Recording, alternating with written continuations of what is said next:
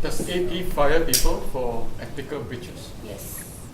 They have no tolerance. If they ever find any photo manipulation, not only do they fire you, they delete everything you've ever done for the AP. It could be 10 years ago, because like what we talked about the very first thing, your whole integrity is being questioned, and you cannot be a representative of a photographer that manipulates news, and you are like giving the news to the rest of the world, so your whole accountability is gone. There's no tolerance, you're fired immediately. We have this myth in journalism and the news that the news is kind of like an oracle of truth, and anything that tries to like burst that bubble is difficult to tolerate.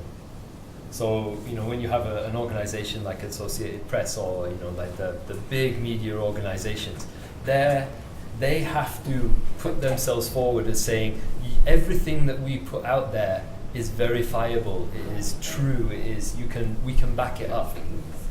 So and that's why they issue corrections, even though it's like page 10. Right? Yeah, and it's like I know at this day and age, it's like speed.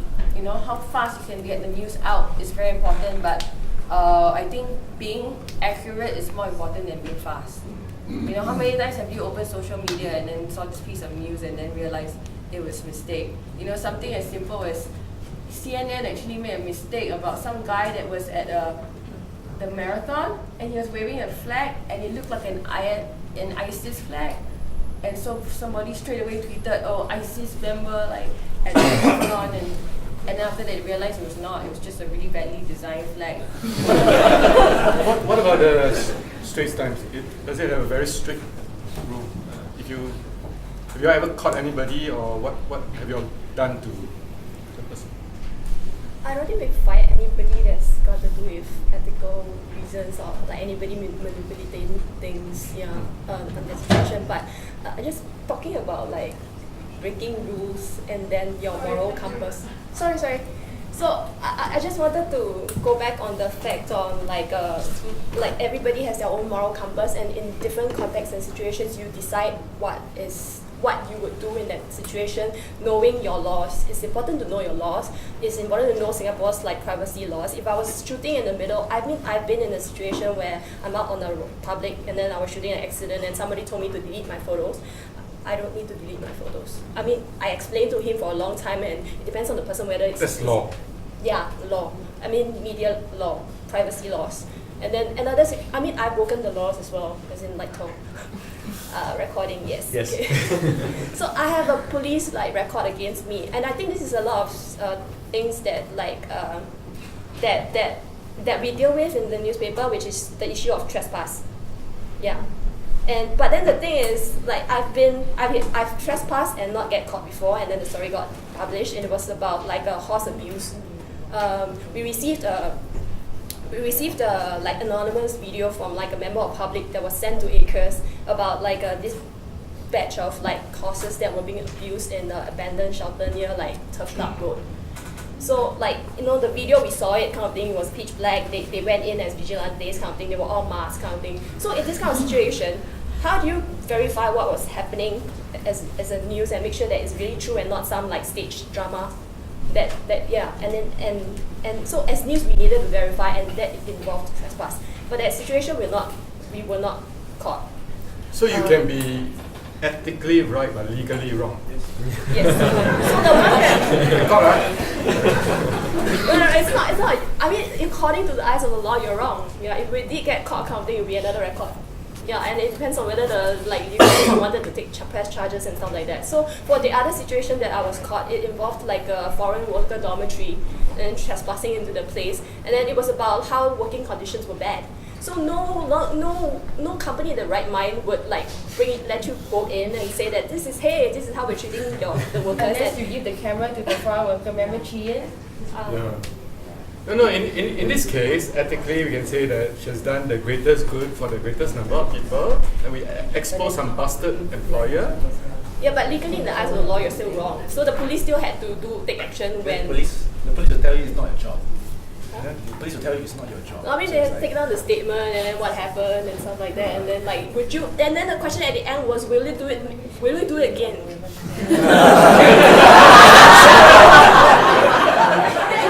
What was your answer? In Malaysia? No, this was like. No, you say I will do it again in Malaysia. I said I can't probably, so I won't do it again. Yeah. Can I just revisit that same question? How do you manage your ethical problem? Like, I see newspaper photographer, I see TV journalist. So you are stuck. What do you do? What do you do? Maybe, Edwin, when you have an ethical situation, how do you do? Meditate. I think I have the luxury of stepping back and thinking what I do with the picture afterwards. But I think being able to take a step back is very important for any photographer, because when we are in the heat of the situation, if you are a blue-blooded photographer, you will take the picture. Trust me, you will take the picture. But the thing is, then you think, what do I then do with that controversial picture? So I'm going to be the devil's advocate here. There are a lot of young students, they cannot step back one. They need to call somebody. So what do you recommend? Say I'm a student, I'm stuck. I need to finish this homework. Who do I call? Seriously, everybody must have some resources, right? Like for me, I call my teacher. If today it happens to me, I think a bit. If I cannot solve, I will put on Facebook. How? Or I might call one of them, one of the guys that I trust. So I'm sure the students worth their salt. They will have the context. They will know people. Yeah, I want to hear from them. You see, it really depends on the situation again, because you see, when you talk about a case where it's a shoplifting thing, are you causing any physical harm to anybody? No, who can they call? Like, who can? How do they get out of this situation? Any students here? Can they call? What would you guys do? I'm studying in Germany, and I think there's there's a different way according to the situation. Or Yeah, I mean, if you're stuck in an ethical problem, do you how do you react? Do you internalize it? Do you call people? And if you do, who do you call? Like generally, I think it's like you said, it really depends on the situation. I think everything is like. But you would have a network of people that you reach out to? Yes, of course. And maybe we all should start thinking, who can we call? Like this 3-person, or Darren So, call like Ryan. I don't know much about this. Okay, Ryan. The thing is, you can't just, the reality is that you never really walk into a situation blind. You always bring something to a situation, no matter how inexperienced you are. We have already developed, some kind of moral compass. We've already developed some kind of sense of right and wrong, and you're going to make mistakes. Right? You're going to make the wrong decision. You're going to take that photograph or not take that photograph, or behave in this way or that way, and it's going to turn out bad. It's like how you deal with it. Like if you take the example of Suvidatta, right? He crossed several ethical boundaries in the work that he did, but then he didn't really own that. He didn't really accept responsibility for it, and that was the most disappointing thing for me in that situation. If he'd have stepped up and said, look, I made a mistake, and I'm going to right it in this way, but no, he tried very, very hard to defend what he did and to justify what he did, and it wasn't very convincing. Yeah, no, he just calls himself an artist. Yeah, and you can't say like, oh, I was younger then, because you're always younger then, right? You've already developed. Like, come on, you've got to stand up, and sometimes there is a situation where you break the law, or you do something wrong, or someone suffers because of something that you did, and you have to take ownership of that. Yeah. And you can't always save face. You have to learn from experience, and a lot of it is your judgment call. And I think your own judgment develops over time and with experience, right? Actually, to take up that thought on Suvidatta, right? Can you maybe contextualize it in 1 minute? Sure, a lot of people don't know. Like, okay, basically he. Yes, put out the picture. Oh yeah. Suvidatta worked on a long-term project on brothels and violence in brothels, trying to expose what happened. So in this particular picture, he actually photoshopped the picture of that mama-san into the mirror, But unfortunately, this mama-san is very well known. Her name is, I don't know her name, but the photographer was Mary Ellen Mark, who took it in 1978. This is the original picture. In order to make the picture more dramatic. So, well, he won some awards, he got some grants, right? But only much later people discovered, oh, that is actually photoshopped. Okay, so that's number one. And number two, And he used the excuse that he was practicing. yeah, he was practicing to get consent of this person, because this is how the picture is going to look like in the end, and hence you can just be there for me to I make want it to happen. make a picture like that. Yes. Yeah, that's what he said. Yeah.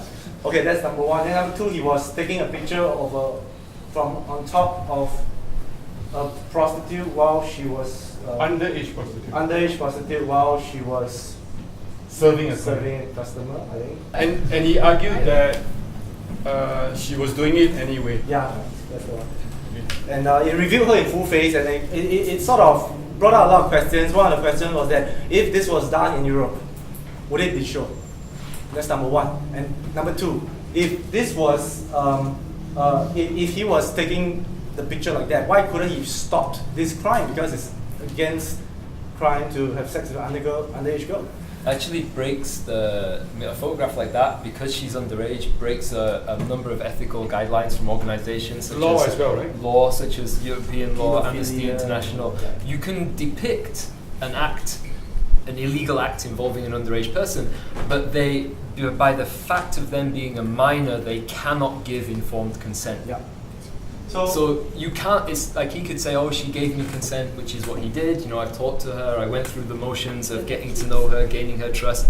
And it's like, no, actually, she's an underage minor. She cannot give informed consent under the law. So you have to hide her identity. Yeah. You know. So this guy actually he got a lot of awards and grants for his work. And Until they was were all exposed. withdrawn. Until they were and then withdrawn when he was exposed. And I was trying to pick up that line of thought because I'm not trying to defend him, but the thing is, I know that for a photographer, for a young photojournalist of his age, in this day and age where magazines are closing down and there's very little money out there, it's very hard for you to stand out as a photojournalist. And hence, people are covetous of awards, of grants and all that, to make themselves stand out. And because of that hunger, that has become worse over the last 10 years, that probably might have driven him to do a lot of these unethical things that he has done. I'm not defending him again, I'm not saying that it's right, but I'm trying to give the context. Yeah, but doesn't mean you want to be famous means you cheat your way up there, right? Okay, So again, there's many more examples that we can give. I'm sorry to cut you short, No. but we try to expand the gamut on other ethical issues.